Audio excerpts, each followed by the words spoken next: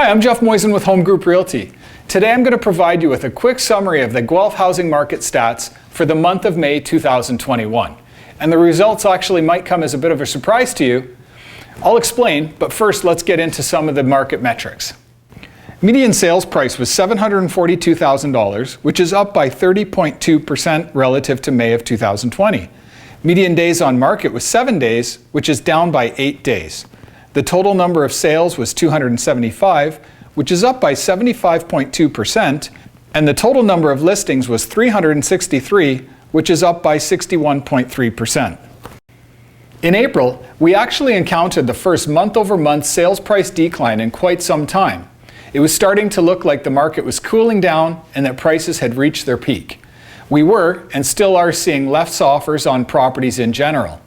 However, despite new listings outpacing the number of sales 2 months in a row, prices have started to rise again. In fact, relative to April of 2021, prices in May are up by almost 4.5% in Guelph. New listing inventory will be a key metric to watch as we head into the summer months. If new listing inventory continues to outpace the number of sales, a more balanced market will be the likely scenario. In my opinion, this would be absolutely ideal for the marketplace. It would be nice to see prices flatten out for an extended period of time. This is ideal for sellers who may have purchased before buying, and it would allow buyers to enter the market in a more stable environment. There are also new stress test rules in place, which started on June 1st. It will be interesting to see if this new policy makes a noticeable difference in the marketplace. I'll report more about this next month.